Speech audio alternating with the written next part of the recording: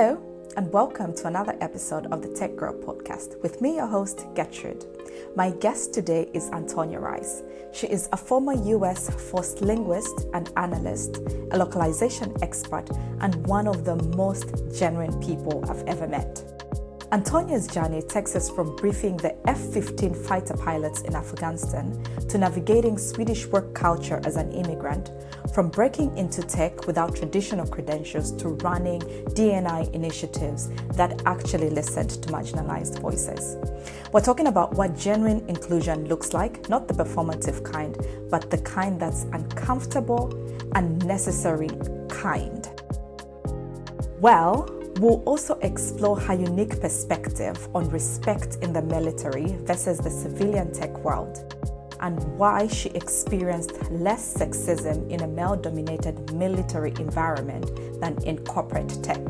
Trust me, this one blew my mind, and you don't want to miss it. So let's dive in. Hello, and welcome to another episode of the Tech Girl podcast. Today, I have Antonia with me. Now, Antonia is an amazing diversity and inclusion advocate. She's worked in localization and an overall wonderful person. I would just like to say, Antonia, welcome to the Tech Girl podcast. Thank you. Thanks for having me. How are you doing today? Wonderful. Great seeing you again. Great seeing you too. Well, you and I know each other for a while, and there's so many amazing things I would love to say about you. I've seen you've worked in many different industries, have had many different roles, and I would just like you to run through the listener about your career and where you are now. Yeah, so I started out with the United States Air Force, active duty. I went off to become a linguist and graduated from that school, became an analyst, and my first station with all of that training was in Nebraska, working for DIA Stratcom. And I didn't really see it so much as a tech-heavy thing. It just didn't occur to me that it was so tech-related, even though it was, especially in hindsight. But part of my job was to gather a lot of information from different sources and then try to make sense of it and connect it. And then it was with the strategic cyber analyst. So there's a lot of tech in that as well. And this was back in the early 2000s. So, it was a little bit older technology and different things we were looking at. And then I also worked within the tech social media aspect to try and, while using my language, to try and gather information. And so when I did think about tech, I only really considered the cyber part of my job as the tech part. Mm-hmm. But now thinking in hindsight, I was using, just a different type of the tech part when I was working within social media in a completely different language and culture to try and get a better, I was working within a different mindset of tech and how it is used. So I had to become an expert in how it's used by a different culture and language. And so that was building experience in an area that I didn't even see as valuable as it was at the time.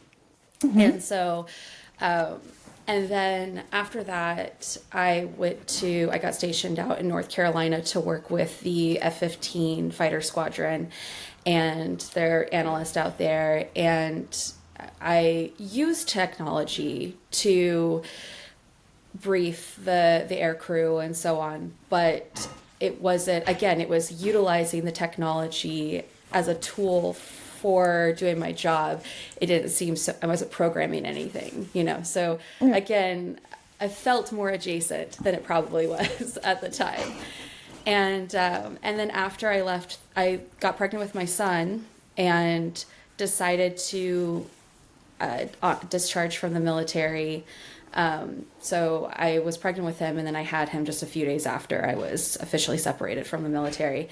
And so after 9 years of active duty service, I suddenly was a stay-at-home mom with a baby, and that was very much of a whiplash. Yeah, can imagine. With a lifestyle, right?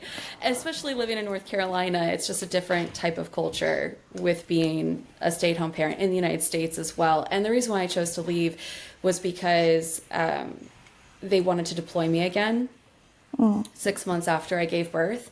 Yeah. And I just didn't think that leaving my husband effectively as a single parent for 6 months while I was in Afghanistan and missing my kids' first steps and everything was what I wanted. I thought I knew I was going to regret it later.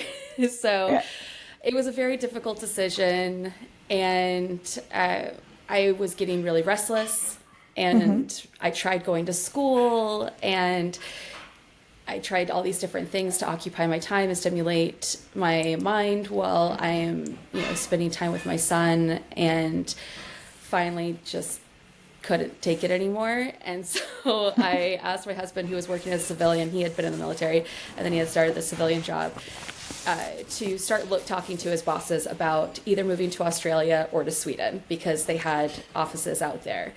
And so we were able to make it work. And in about 6 months, we went from having that first conversation to living in Sweden as civilians. Yes. And we, with my son, and then a couple of weeks after we got out there, we found I was pregnant with my daughter. And so this whim, the decision we made on a whim on my husband's work visa was a whole new world and experience. And so now we're suddenly in Europe, which is a different mindset, culture, especially in Sweden, than anything that we were used to in the United States, and I'm very type A personality, and then suddenly going to Sweden where you walk to work or you bike ride to work, and most people don't have their driver's licenses, and everybody takes July off, and you go home at 5, or they wonder what's wrong with you. It felt like I was a fast moving train that just ran into a wall. Where it was just, I didn't know how to feel about this slower lifestyle. And it was difficult because I also wanted to work again, because Sweden allows you to work and still have that work-life balance and spend time with your family in an affordable way. And but it's very difficult to get back and to get into the job market if you don't come there on a work visa. As and as you well know, I mean, it's a struggle if you're coming there without a job lined up. And so I just couldn't find anyone I couldn't crack the market. And sometimes there are arbitrary, quiet rules that they want you to be fluent in Swedish, even though the language is English at the company. And so I wasn't fluent in Swedish. So even though I could have done the job effectively, wasn't Swedish. Also, I hadn't figured out how to translate what I had done, my previous work experience, into terms that Swedes would understand in the Swedish job market, because they understood different terms differently. Even if we're speaking English, supervisor means something completely different in the military than it does in Sweden. And so things like that. And so I was trying to figure out how to accurately portray what I did and in terms that they would understand or that would make sense to them. And so I found a job as a PE teacher at an international school, because that was one of the easiest ways to crack in, and I loved it. Not really any tech involved, but it was so much fun to work with children and families from all over the world, from refugees to immigrants to people that, native Swedes that, or, one parent was native or whatnot. And so, and some of the kids didn't speak any English, and some spoke English as a third, fourth, or fifth language. And so it was really exciting to get a better perspective on what different people cared about and how they understood the world. And so again, these are experiences that were building up crucial information for me to use in the tech space without me knowing it at the time. And so then I finally was able to have a job opportunity at Click, and for a localization coordinator. And it was a junior. I was so, at this point, I was so, my self-esteem took a huge hit as far as what I was capable of. And because I just got a lot of rejection and it was so difficult to convey what I could do. So I applied for the junior localization role. And Teresa Nord, who was the hiring manager for the role, was really excited to meet with me. We met in person over fika, coffee at the office. And Classic Swedish we hit it thing off. to do. Exactly. And we hit it off so well. And she just looked at me and said, "And why are you applying for the junior position? You're easily qualified for a localization coordinator." And I just told her, well, I've never been a localization coordinator before. But she said, you have all this language experience. You have all of this training in tech. You have, you understand how to communicate with people and how to translate technical information into different cultural understandings. And it was just so incredible to have someone really see what I could bring to the table, even if I was starting to lose sight of that myself. And unfortunately, that position, Sony fired a bunch of people, and so they just plugged in people. So it didn't work in that regard because it was easier to plug people in right away than to hire someone else outside. But she kept me in mind. And then as soon as the position opened up because somebody went on maternity leave, she immediately called me back and I backfilled that role and then stayed on even after that person came back. And in that time, I learned about, I was translating, or not translating, but I was overseeing translations of the UI content and the UA content, and working with vendors and talking to customer support and legal and marketing and helping develop a terminology database and learning more about GitHub and APIs and trying to connect R&D and engineers with end user. And not just that, but also with end users all over the world, because 60% of the customers were non-native English speakers. And unfortunately, there's a disconnect with a lot of people on the importance of making sure that things were localized properly, not just translated, but localized properly so that they could understand the SaaS products and the services that the company had.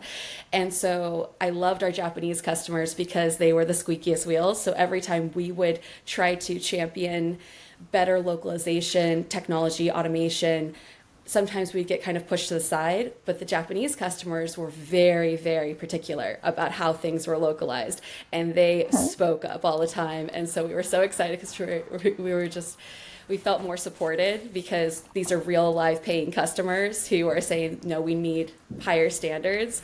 And so it just helped bolster what we were trying to achieve there. So, and then while I was there, the DEI program was waning at the Click office in Sweden, and I didn't want it to. So I said, I'll take it over. What work do you need me to do to make sure this still survives? Because I think it's important. And so I was able to revive it, connect with the DEI groups from the other regions in the world.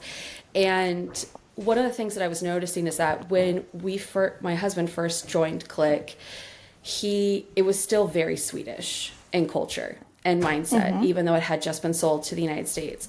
And now, but at the point that I joined, it was becoming much more Americanized. And I'm from the United States. Yeah. And I didn't really understand all of the criticisms of how arrogant Americans were until I left. And I don't think it's intentional. The arrogance is intentional, but it's such a great perspective growth opportunity to live outside of the United States as a civilian. Because, in the US, we're bordered by two giant oceans, Canada and Mexico. And then we're just this huge country that we move to state, which are like their own little countries in many ways, but they all speak English more or less. You can drive across and not have to worry about law changes as much. There's just a lot of things that we don't think about or consider because it's just not there for us to think about and consider. And so and the different things of DEI in the United States is very different than the rest of the world. And so racism, for example, looks so different. I mean, there's some similarities, but there's a very specific American racism experience versus, places in Europe and places in other countries. And so a lot of the initiatives that they had with DEI were through that American lens, and they weren't very helpful to the rest of the offices around the world for the company. Yeah. And so, so I was really excited about that and passionate about that. And that just helped augment my work as a localization coordinator, and making sure that by working with different groups and within DEI initiatives at Click, and not just from the corporate perspective, but real people like you and I met through that as well. Yes. And having those real honest conversations about personal experiences, uncomfortable conversations sometimes of, there's this idea, unfortunately, that a lot of people fall into of, I'm doing all this effort and this volunteer because I'm a good person and I'm helping these people out. And maybe not even from an intentionally egocentric perspective, but sometimes it's easy to get caught up in this, I'm volunteering my time to help people. But then when those people that you're supposedly helping say, hey, this actually isn't helpful. Unfortunately, what I ran into with people in the American side was they got defensive.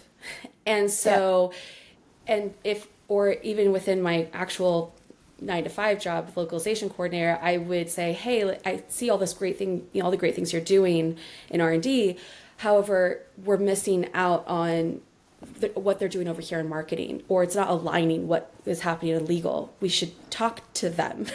And a lot of times people will get really protective and defensive and, oh no, we're doing a great job and you just being antagonistic. And we would end up in these ruts of delays and relationship issues with different departments. And the same things were happening within the DEI initiatives of, hey, you're doing great things in the United States. Loved the panel for, that group. But then maybe we also do a panel from the European perspective of race, because it's going to provide a very important representation for a lot of the employees here. And so, unfortunately, I was met with a lot of resistance with that and being called difficult. So just that unfortunate element by people that I didn't think would. And so it was just one of those eye-opening things of working as a woman in tech. I definitely got interrupted by men, and that threw me for a loop, because in the military, I felt much more respected as a professional, even when I first started, than I did as a civilian in tech. And the military is a very male-dominant career field, and so is tech. But when I was working as a civilian in the tech realm, I got talked over, I got interrupted. I was told even by women that they didn't think I was ready for things that I had done in spades while I was in more dynamic, high stress and successfully environments before. And it just felt there was a lot more sexism and even racism in the civilian sector, discrimination in general, than I experienced in the military. So it was very jarring. And can I just say that's so interesting, because one, I didn't know that. I would have thought the reverse, right? But also, I'm just curious if you could talk a little bit more about being a woman in the military, because it's not, I mean, other than you, I don't think I've met any other person that was in the military, and just how that is being a very male-dominated industry, but you bringing this perspective where your voice was still heard, and just how you navigated that role. Because now I'm really curious. Yes, I know it's a bizarre. The military is just a bizarre animal, right?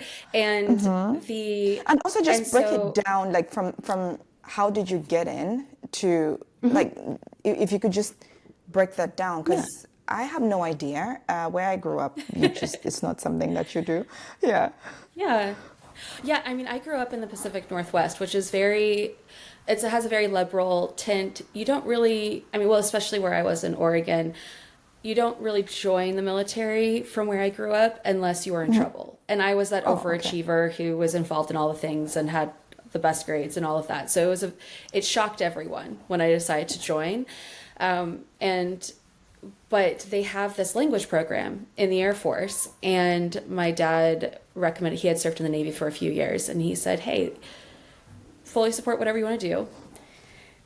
You could get paid to learn a language at one of the best language schools in the world, and then get paid to work with your college paid for. You don't have to work, because in the United States, we don't have college paid for. It's very expensive.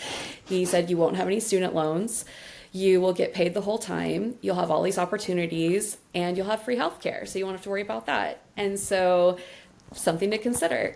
And so I thought, sure, why not? And I was that Leslie Knope from Parks and Rec character where I had binders that organized my whole 5-year plan and everything. So to just toss it all out the window was just a radical decision for me. And so I went up to a recruiter in my local area and said, I want to be a linguist in the Air Force. He laughed at me because nobody does that. Okay. And so he said, okay, well, you have to take the ASVAB, which is an entrance exam. And you can join the Air Force, the Marine Corps, the Army, the Navy, or the Coast Guard. They're different service branches. And the Air Force is the most progressive and liberal. Colloquially, a lot of people say the daddy's girls go to the Air Force. It's one of those places where you have very different subcultures in each of the service branches. And so you have to have the highest score on your entrance aptitude exam to be able to qualify for the Air Force than you do of the other service branches. And now Space Force is involved, so things are a little different there. But back then, there was no Space Force. So with Air Force, it was the highest that you had to score to bare minimum to get in. And then depending on how high you scored on this aptitude test would determine what career fields you had available to you within the military. And then you could put your first choices, but ultimately the military just has to decide where to put you. So I took the ASVAB, which was this aptitude test, got a perfect score on it. And so they're like, okay, yes, you can take the test to decide whether or not you qualify to be a linguist, because you have this other test, aptitude test, but specifically for languages. And so you have to test like high enough to be able to learn a language. And then how high a score you test determines what language you get. So if you pass, but you get a lower score, you might get Spanish or one of the languages that's considered a little bit easier. And if you score really high, you could get Chinese or Arabic, which were considered the highest, the hardest languages. And so I ended up testing very high. And so they sent me to learn Arabic at the school. And so I first went through the physical requirements, just making sure that I didn't violate any laws or anything, pass those initial tests. And then they sent me to basic training in Texas. And so I had to learn how to march, and I had to get up super early and polish my boots and keep my uniform looking pristine, and doing PT, physical training every day. And suddenly I had to shower with 40 strangers in this open shower stall. And I was in the band flight, so I'm here with these heavy cymbals with 3 hours of sleep, and we're just, Wow. in hot Texas. And so that was an experience to just really break you down, and so that you will, a lot of attention to detail exercises, a lot of falling in line exercises to get you to a point. And this is all career fields get sent to the same training. So you're with people who are going to go to different jobs. And then after that is when I went to the Defense Language Institute to learn Arabic. And so then I'm training there, which was kind of like a college almost, but you're still in the military. So you still have to wear uniform. You still have to go through all of the formations. And then after that, I got sent to an analyst school in Texas, and I had to go through all that very rigorous training where we still had to do military things, marching, physical training, and I ended up leading the physical training while I was there. and then also learning how to be a good analyst, going through all the training that would help me become a full-fledged analyst. And so after all of that, I finally got to go to my permanent duty station, where I was actually now doing the job that I went through all this training for. And a lot of people, their training schools are only 6 weeks long or 2 months long. And mine ended up being about 2.5 years of training, because, you know, I'm learning this language, and the language program's really long, and I'm going through this analyst school, and you're handling very sensitive, important information, and people are designing missions and so on this. So they want to make sure that you can actually do what you're doing. So it's a lot of vetting along the way. A lot of people don't graduate, or they wash out, or they get in trouble. And so it filters out people too. So by the time that I got to my first duty station, I got there, and I remember everybody got their little envelope to say what their first duty station was going to be. And everyone in my class got Japan, Italy, Hawaii, and then I get mine, and it was Nebraska. Ooh. And so I'm looking at this, and I'm just thinking, it's a flat, landlocked state. Wow. In the middle of the country. And so but then it turned out to be one of the best things, because I had an incredible mission. I got all these growth and learning opportunities. I worked with all service branches. So it's kind of rare to be able to do that. A lot of times if you're in the Army, you work mostly with Army. If you're in the Navy, you work mostly with Navy, and so on.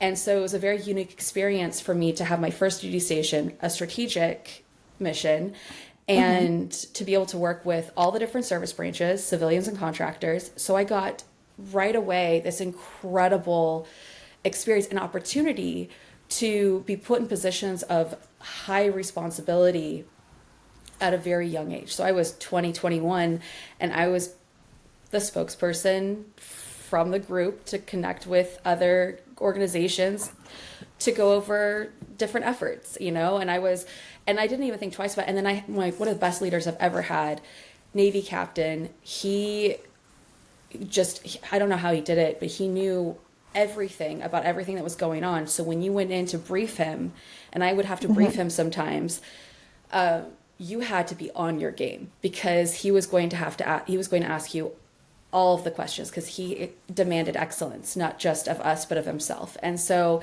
it was an incredible experience there too, because at such a young age, I was pushed to excellence and expected that every time. So I had to come in not only with the information that he was requesting, but all of the information of what questions he could potentially ask me on what we were doing and where we were going. And so that made me very, very good at finding information quickly, knowing where to look for it, knowing who to ask, making sure that what I said was absolutely credible. And if I didn't know it, I said I did not know it, and I would get back to him right away. And so that's just how I was formed at those early years. And so, and then after being there for a while, some places you can get stuck forever in your career, and then sometimes some places they move you around a lot. It's really dependent on the needs of the military. A lot of people say once you get on it, you can't get off it. So that's a saying, because most people who land in Nebraska, they just never leave Nebraska with their duty station. I had the opportunity to re-enlist, and I did. And because I got to re-enlist, that meant that I could. So re-enlist means that I first initially enlisted, you get to choose what you get to enlist for. When as a linguist, I had to enlist for 6 years. You can enlist for 4 years or 6 years, but because I was enlisting as a linguist, because they invest so much time in you, you have to enlist for the longer time. Well, I think you could do 4 years, but 6 years made the most sense, because you're already losing 2 years of that time frame from the military. And so I signed the contract that I was going to be with the military for 6 years. So you can't quit. Okay. You don't get fired unless you do something really egregious. Like, you are stuck as property of the U.S. government for that time. Talk about job security. And they can do whatever they want to. Well, job security, but also, I mean, if you don't like it, tough. I mean, and so you're in and you're locked in, and they could send you 24 hours, less than 24 hours notice to somewhere else and say, pack your bags, you're gone. You know, it's very much, that's kind of what you sign up for. And so my 6-year mark was coming up, and so I could either choose just be honorably discharged and leave, or I could re-enlist, which meant that I would commit to another chunk of time in the military. And so I did. And if you do, you get a bonus. And so they give you like this nice little chunk of money for re-enlisting. And so I re-enlisted. And because of that, it also allowed me the opportunity to say different bases I wanted to go to off of a certain list. So I don't get to choose any place in the world. I have to choose from this list. And I ended up getting a duty station assigned in North Carolina to work with the F-15 fighter squadron. And so I'm going from a strategic joint, and when I say joint, like I'm working with all the different service branches and with civilians and contractors, to Air Force specific area in North Carolina. And so then I have to move out to North Carolina at that point and learn a completely new skill set, because I'm going from strategic, cyber, linguist to now I'm working with F-15 fighters who are flying training missions and actual operational missions to Afghanistan constantly. And I have to be very credible as well, but in a more urgent way. And so instead of giving these hour-long briefings to different leadership, now I'm giving 2-minute briefings on very tactical systems to air crew and I'm telling them, like, you should do this defensive maneuver because of this, this, and this. And so if I get it wrong, they could crash. Oh my goodness. And so, so now it's a different urgency of being very good at my job. And so, and for different reasons. So work with it. And so now I have to learn everything about the F-15. I have to learn everything about potential threat systems, there are areas. And so now I have to rewire my brain from this long-term planning strategic element to technical systems. So now my brain is being more geared toward what we do in tech, what is the nitty gritty tech of this, what are those radars? What are those, and so it was really difficult to rewire my brain from that. But you go through intense school. I was sleeping at work, and starting up again. We were spending just days working on all this training programs and so on. And they decided I did a good enough job to assign me to the operational fighter squadron, because you don't have to. Like they can either send you out to work with the air crew, or you stay at the hub. And so they decided that I had done a good enough job to assign me out to work with the guys that were actually deploying. And so that meant that I would deploy with them. And so I did end up deploying with them to Afghanistan. Before, when I was in Nebraska, I deployed to Baghdad to do a 6-month tour out there. But that I had to claw my way into, because I was at a station that not very many people deployed. And there was a deployment opportunity, and I just clawed my way onto that deployment. And then with the F-15s, if you do a decent enough job to be attached to a squadron, you're going to deploy with them to Afghanistan, period, end of story. So a lot of us that were stationed there in my career field got deployed to Afghanistan. And so that was a completely different experience. And so, but it was really cool. I got to fly in an F-15. I got to take a ride up with it, which was funny because they're like, hey, we get to now show you all of the maneuvers you tell us to do firsthand. That must have been interesting. It was incredible. One of the best experiences of my life. It was so exciting and so fun. And I'm very grateful that I got to experience that. But so to go from all of that to being a stay-at-home mom was very much an adjustment. Exactly. I cannot even imagine, because that was intense. I mean, motherhood is also intense in its own way, but and one thing that I always like about hearing you talk about the military is just how you make it sound good, because from my perspective, it just feels like, oh my God, no, it feels too much. Would you, first, if there was especially a woman considering joining the military, what would you say to that person? And would you encourage your daughter to join the military? So it's very complicated and very nuanced, and I think everyone needs to have a very honest conversation with themselves about that. When I was in the military, even when I was 21, when I first started my duty station, my job, I had 20-year service members, leaders come to me and genuinely ask me for my opinion on different things that we were discussing that were going to affect a lot of decisions. And so from that angle, because I had proven myself, right? So my work was enough. They saw, and so it didn't matter that I was a woman. It didn't matter that I was in my early 20s. They were very big on, we need all these different perspectives, and I want to know what you think, because you've shown that you're credible. And so I could walk into a room and be heard and be respected, and they sought me out for my perspective, and I would continue to prove myself, and that would get me through the door very early on. I got the Joint Achievement Service Medal, which is huge honor.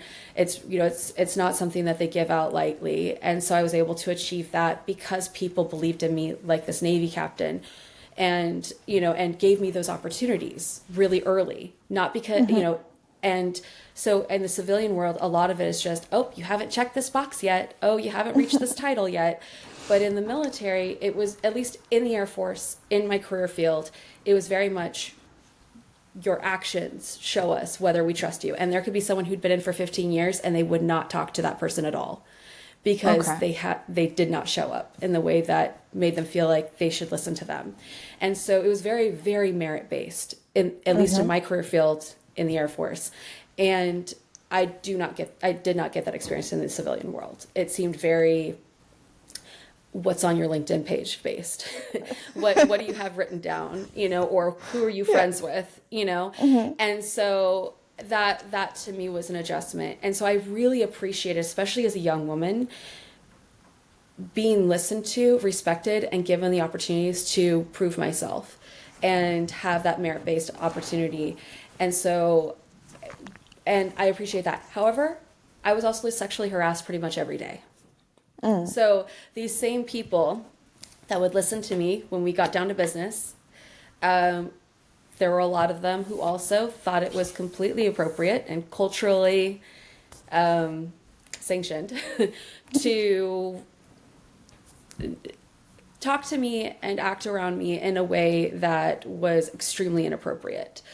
And you don't have recourse in the military, really. I mean, they say you do, on paper you do, but if you go seek that out, even if there's clear evidence and you get some kind of conviction, if it's egregious or whatnot, it follows you as the woman. And you're the one that's negatively impacted by it for your entire career. And it is a small world in the military, especially in the Air Force, and especially in my career field, is very, very small.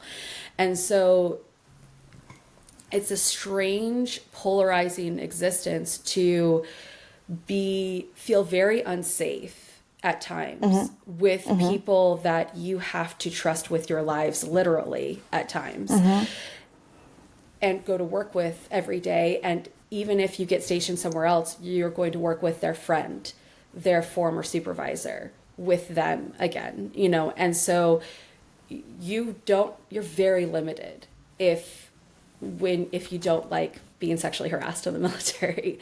And so that is something that a lot of women will tend to either get a thick skin, or they'll decide they need to leave, or they'll try to fight it. There's a spectrum of how women decide to deal with that, and it really depends on their situation. And so some are more extreme than others. At the same time, I miss being able to have that camaraderie.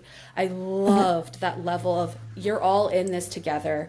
You all have to, could work 12 hours a day, 7 days a week for 6 months in a high intense environment. And you have to lean on each other, and you go through some crazy experiences that are normalized. So it doesn't even feel crazy to you after a while.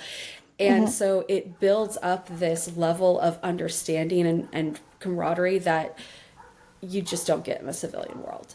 And so some of the best things in the world I got, and also just being able to be an Arabic linguist and flying an F-15 all in my early to mid 20s is insane. Nobody gets to do that in the civilian, very few people get to do that in the civilian world. So you get these extreme, amazing experiences. And I got to be in Baghdad and play soccer with local Iraqi kids, and, you know, go to Afghanistan and speak with women making scarves like this in Afghanistan, and work, you know, volunteer in hospitals out there. And I started a clothing donation and school supply drive for local schools out there. So there are these incredible access experiences to these different things that train you and test you physically, mentally, emotionally, very intensely in a very short, young period of time, so that you know what you can do, you know what you're capable of, and in a way that you wouldn't have been tested, or at least more slowly tested out in the civilian world. But then yeah, you have to deal with this culture of normalizing sexual harassment, and that and a lot of women are objectified. It's very much something that we have to deal with, and with very few recourse. So it's just something that I think it's also different depending on who's in charge of the military at the time. You know, what wars are we fighting? What is the foreign policy with the current administration? Does it align with what you believe? Because you don't get to choose if you go out there. You know, and so if you feel you can be a part of it, if you feel that it aligns with what you can do, well, maybe that needs to be factored in. If that's something that you think that you wouldn't be able to do, then you shouldn't join, because you're not going to be able to say, no, not this one, thanks, you know.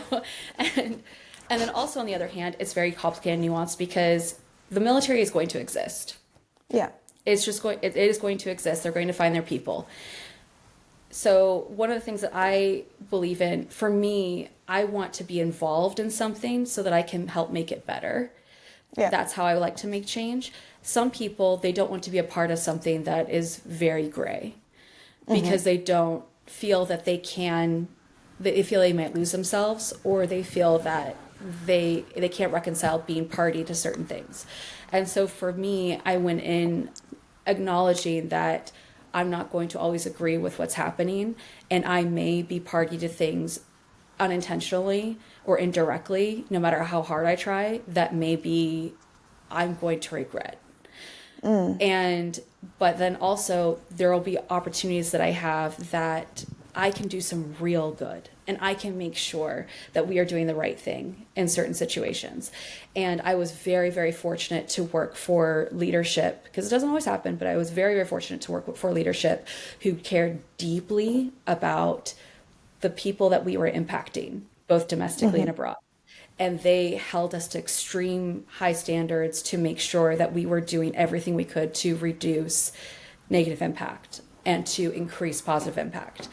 And so I'm very grateful that I could wake up every day knowing that that's what we were doing. But not everybody has an opportunity. Some, just like anywhere else, including the civilian world, you work for a leader that may not have the best intentions, or maybe they're more self-serving. And so, or just doing what looks better on paper or will make people feel better. And so, in the moment. And so there's no easy answer. Because now we're citizens of Sweden, my kids' college is paid for. So that's not going to be an element that they have to consider when joining the military, because unfortunately it's very exploitative, right? In the United States, you can't get free healthcare or your college fully paid for, with the exception of scholarships and stuff, unless you join the military.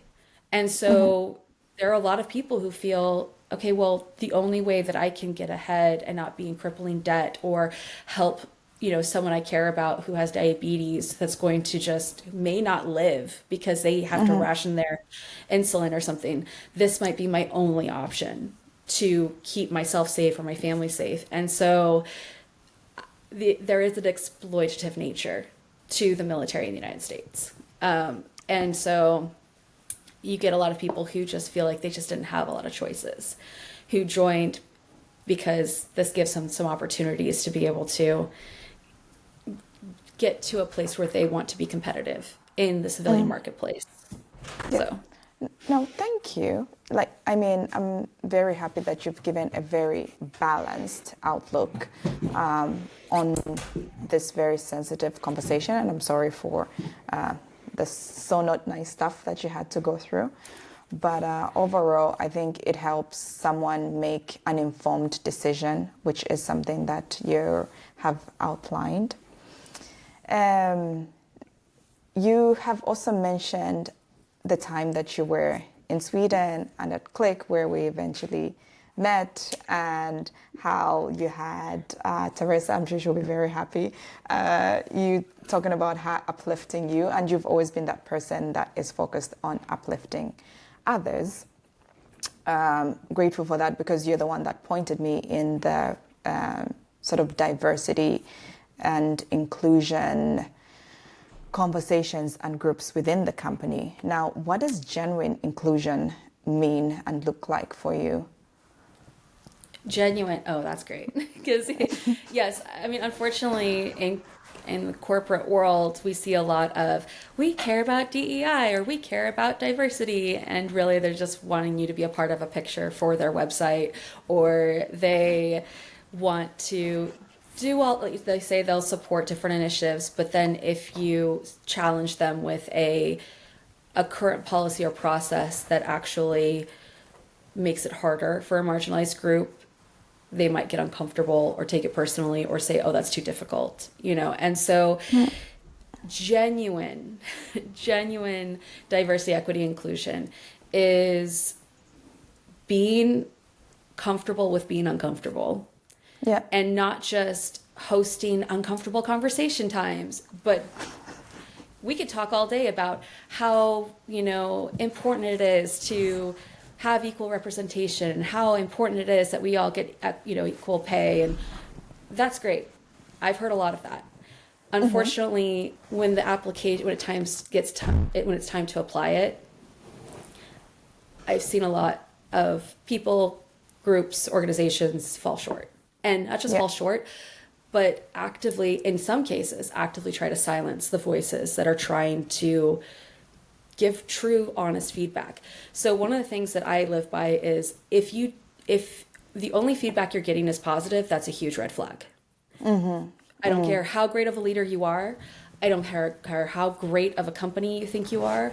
I don't care about, like, it doesn't matter. There's always something that could be improved. And if you are not getting constructive or feedback or criticism or anything but positive feedback, you have created an echo chamber.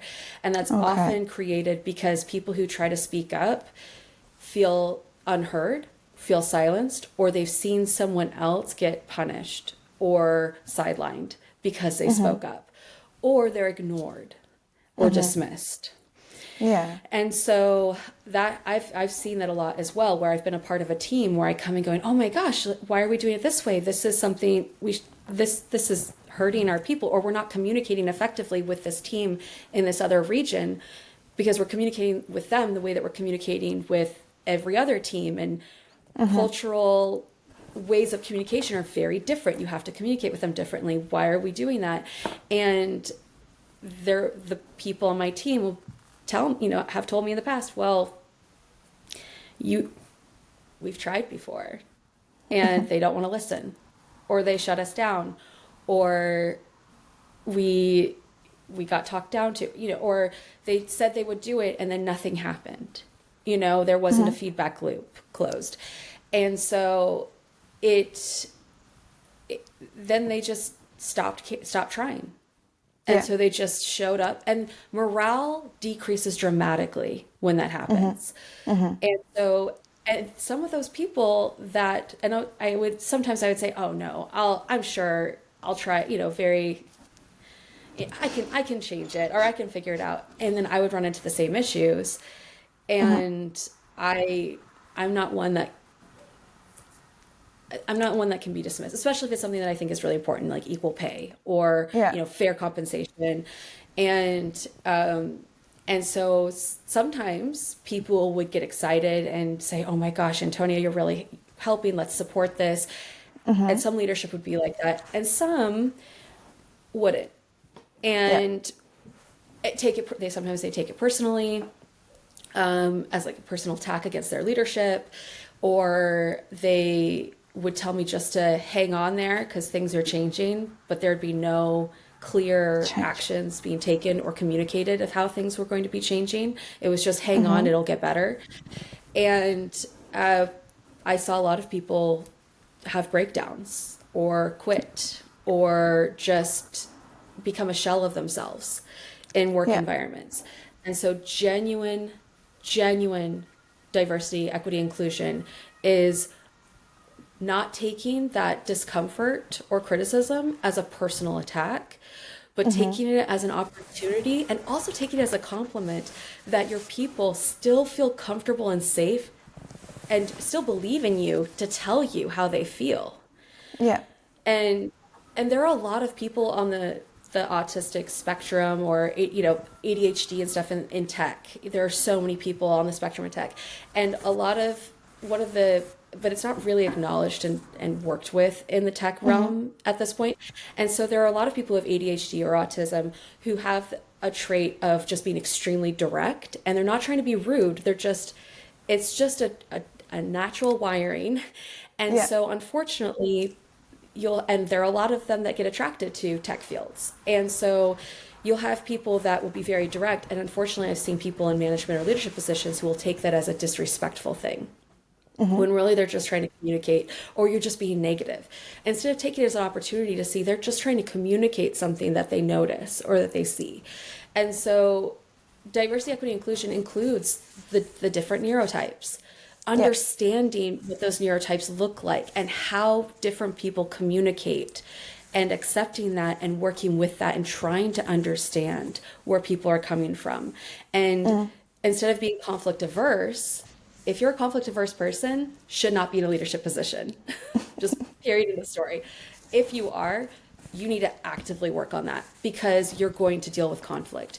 You're going to deal with problems. You're going to deal with things that make you uncomfortable. You're going to deal with people telling you you're not doing a job that's actually helping. And you have to be able to put your ego aside and say, okay, let's make this work. What do we need to do? Who are we not talking to yet? Are we actually involving those people early on in the process, in the decision making? Or are we just saying, hey, we thought of you. We didn't ask you what you actually wanted or needed, but we decided that this would be good for you. you know? Yeah. That colonizer approach happens a lot in tech, of Exactly. I've gone through all this education and training and background, so I know the best approach for how to achieve this for everyone involved. Instead of saying, hey, what are my blind spots? What are my biases? What is what, I'm American educated. Okay, I'm missing something there now. I'm white. Okay, great. What am I missing here? Let's get this genuine perspective early on to make sure I'm thinking of all the things I need to think about. And so it means including people early on and part of the decision making, and not just a check a box, but genuinely taking their feedback. It means not being afraid of feedback, and taking that feedback as an opportunity to improve, and then closing that feedback loop is huge. Even if things take a long time, checking in every once in a while and say, this is where we are now. I haven't forgot about this. This is where it is now. Does anybody have any feedback on how we can, are you still experiencing this? I mean, a lot of it just goes into the ether, and whether it's still being worked on or not, people are not going to know unless you tell them, hey, this is the next step. So, yeah. Thank you. That's very nice. I like that you speak about neurodiversity, because that is something that is very evident within the tech industry. But I don't think, even as someone that's joining a team, you get trained on how to deal with it. And maybe if you've never been exposed to the concept or the nature of this type of diversity, you don't know how to deal with it. Because if you're not, let's say, the one that could be neurodivergent. It's the first time that you're experiencing someone talking to you in a way that feels very harsh or inconsiderate, and then that makes you not perform the way that you do best because you feel that. And at the end of the day, human beings still work with feelings, and it's challenging to, navigate that space. And so not just manager training on this, but I think most people and employees should get some kind of training to know how best to work with each other. Exactly. And on that, Oh, sorry. Go ahead. No, you go ahead.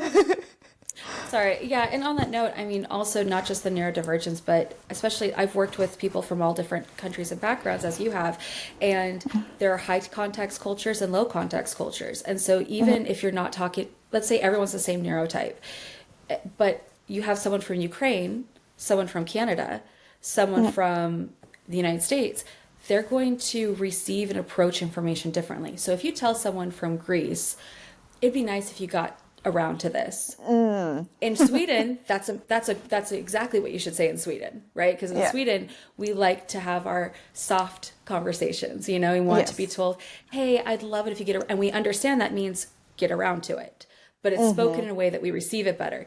If you were to tell someone, there's a generalization of their culture, work culture, hey, from Greece, from a Greek team, it'd be so great if you got around to this. You're going to be received, they're like, oh, okay, it's not a high priority. Important. Because it would be nice if I got around to it. And so you have to be able to localize your communication to different people of different backgrounds and understand that. Awesome. On that one as well, what would you say organizations could use, like effective measures to look at their inclusion efforts? If you could throw some suggestions. Yes. So sorry, I didn't mean to interrupt you. It's okay. One of the things is in recruiting. So I had an opportunity in my last job to go through the hiring process and be the hiring manager for my team. And it was really great because I was able to recognize unconventional candidates that could make our team better, that maybe someone with a more conventional background wouldn't have recognized. And so something that we noticed in the recruiting process is that you'll often get HR or recruiters that have a checklist. And often that checklist is developed by or administered by someone who has had a very conventional or very narrow background or experience. And so you miss out on candidates that actually would bolster your team to a higher level. Because I've seen people give a ton of points to a master's degree, even though it has nothing to do with whatever team they're on, and then give no points to someone who worked as a manager for a franchise, like that seems like unrelated to the career field that they're applying to, but the amount of skills and the types of tasks that they had actually do apply. They just need to learn the different language of that new job, but that kind of diverse understanding and background is going to make the team much better and stronger at being able to see things in a new way and approach things in a different way. And that person who just I'm not knocking out. Great job, everybody who's gotten higher degrees. I'm just saying that not necessarily like that master's degree. That person with the master's degree is not necessarily going to be as good of a candidate as that person who may only have a bachelor's but has this amount of experience. So being able to look at candidates in a creative way. And if you're unable to do that because your background is narrow, recognize that and seek help from people who do have different backgrounds. Or if you see a candidate come across your table and you just don't understand, maybe it's the military and you have no understanding of how their military experience applies to this job, ask someone who's in the military and say, hey, what does this mean? What do they actually do here? And then you'll be able to get a greater insight by that person who is also in the military to say, oh, actually, yes, this person did this, because that person who was in the military is not going to convey how awesome they are because it was so normalized, and it was so, and also their whole concept is to be about a team player. It wasn't me, Yeah. it was all of us. And of course I, worked 12-hour shifts 7 days a week in a war zone. I mean, but I also got to read a great bunch of books, and it doesn't occur to them that that creates this work ethic that is so much stronger than someone coming in right out of school, for example. Yeah. And so, yeah, so to get people to ask questions and to get people more included in reviewing those things that have that background, or that have a greater understanding of that background. And if we're going to hire people in recruitment or HR that are going to be reviewing candidates, making sure that we're hiring people with diverse backgrounds there, so that they are able to see things that don't fall on that paper checklist that they're given. That's a really good one. Thank you. I mean, I don't know if I've ever said this to you, but I'm very grateful for you and how genuine you are in creating opportunities of inclusion. And you just mentioned it, like books. That's one of the ways in which we connected when you were running the book club at the office. And some people would just think, yeah, that's whatever. But that was an opportunity for someone like me to meet, fellow bookworms and read books that I wouldn't normally pick up. So thank you so much for doing that. And I've seen you do it in so many places. You've done it when we worked together at Click, even when you moved on outside of work, you've always done it. So I'm really grateful to you for that. And I'm happy that you could share your insight about inclusion on this podcast. Now you have moved on, you're no longer in Sweden, back to the US. What does that feel like? It's complicated like everything. I wish it was such an easy answer. I mean, I love, because we were in I was in southern Sweden with you, and it's very flat. Yeah. And you're surrounded by very flat water. And so growing up in the Pacific Northwest, I missed the Pacific Ocean. I missed the huge mountains and volcanoes. I missed the forests that would stretch for miles. And so it still hasn't gotten old. I've been here for over a year now. It still hasn't gotten old just driving. And everywhere I drive, I see the mountains and the forests everywhere. And so I love being close to that level of nature. I'm still adjusting to, I took a lot with me in Sweden as far as work-life balance is concerned, and just seeing the benefits, because I was very brainwashed before going to Sweden. I think there's a level of brainwashing you kind of take in when you live in a country for a while. I noticed it in Sweden as well. Just anytime you're there for a bit, you start to drink the Kool-Aid a bit just to exist in that area. And no matter how much you try. And so when I first moved to Sweden, my thoughts were, oh, nobody's productive here. Obviously, Americans are more productive. You guys just don't work. And no wonder they wanted Chris to come out here and a month off. What is wrong with you people? Or why is this place closed at 2:00 on a Saturday? Don't you want business?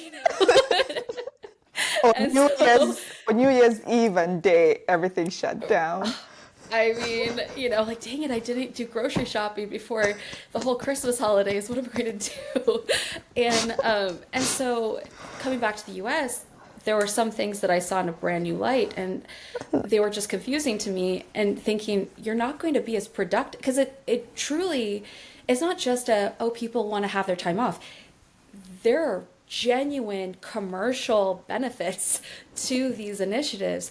And when I was in Sweden and I got pregnant, I was able to, Chris and I, both of us, my husband, we were both able to take paid paternity leave and shore up our relationship with each other and with our children. And that allowed him to be able to focus on work better when he was at work. He didn't feel as guilty because he was also having that quality time with his kids.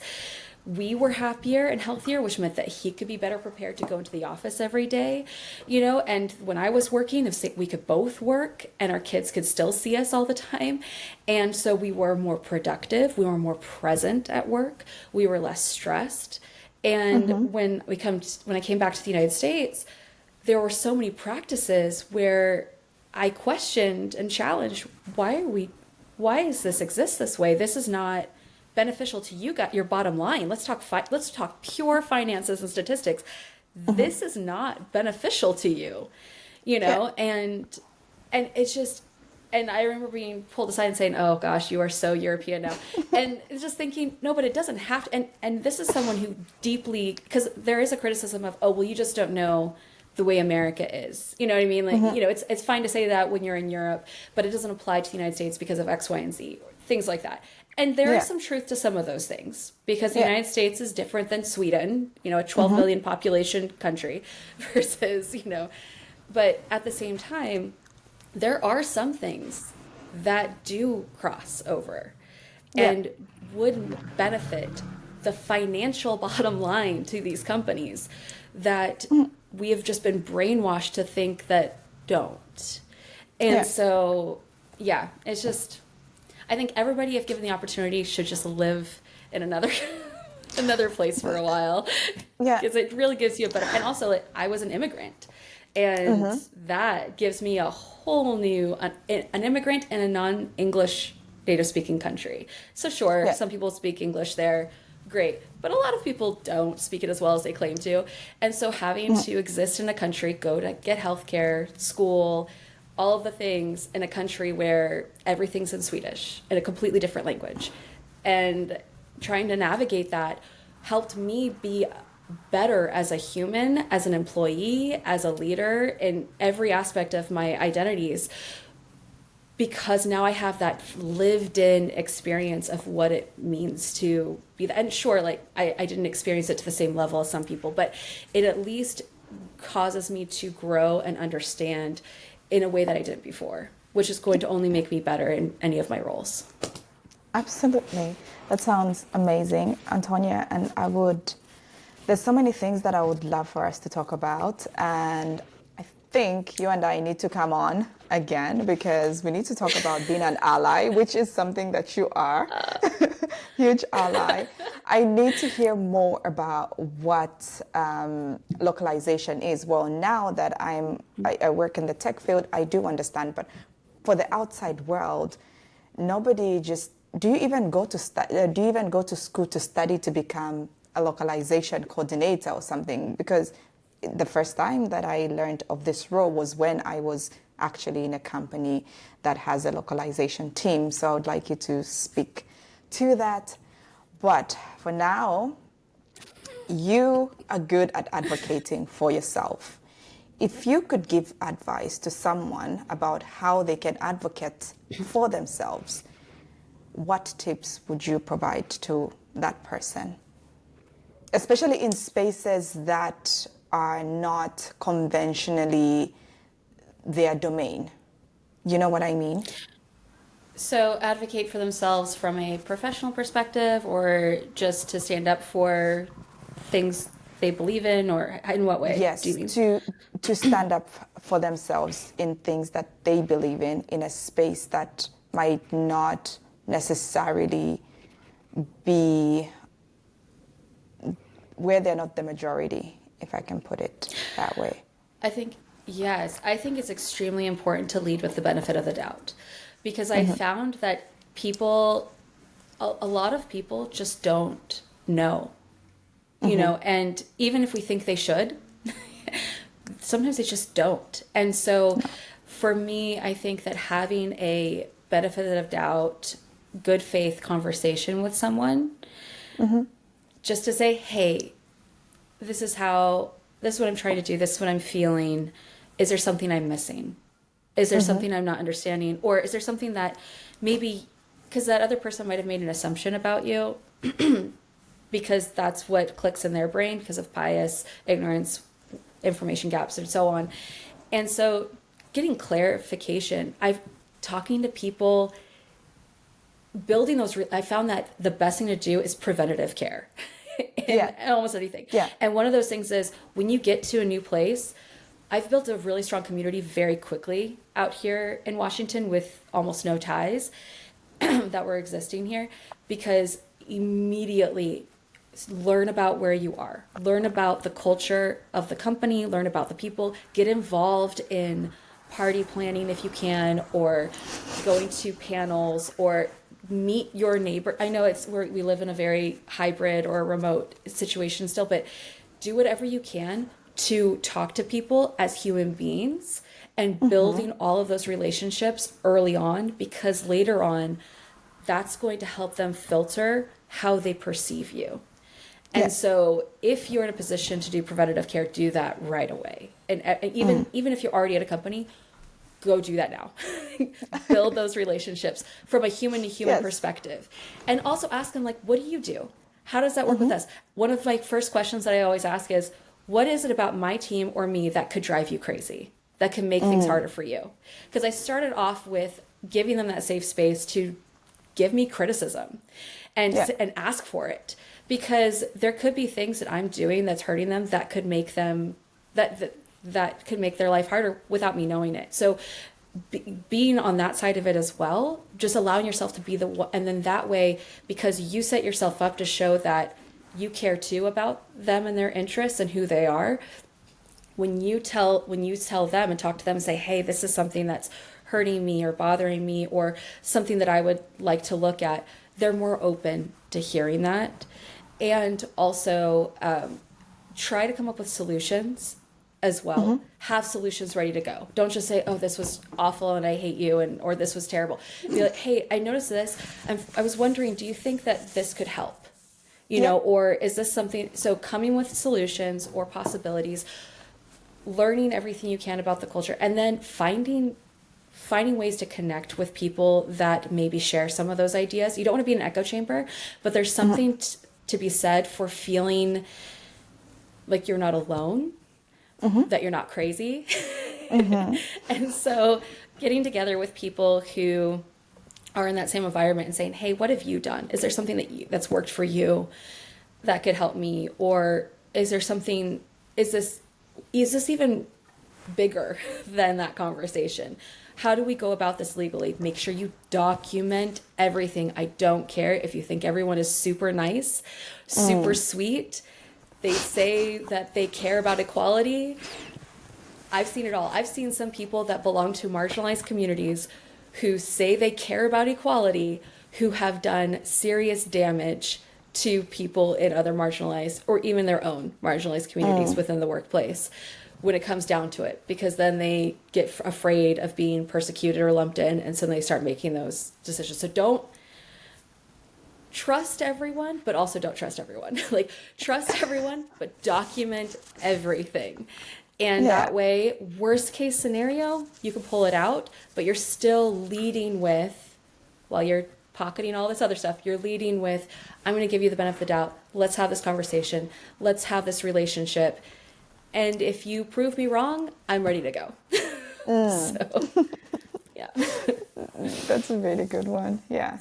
Have it documented. I think that's what I take away. No matter how nice you think they are, just document it all.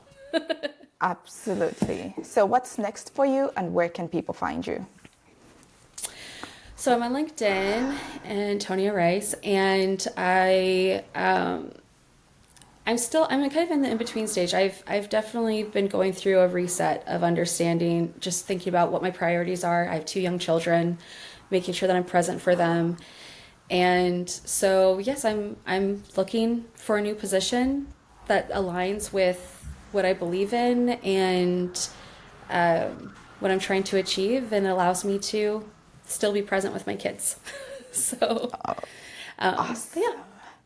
Awesome. And I hope I can have you on here again to talk about some of the other stuff.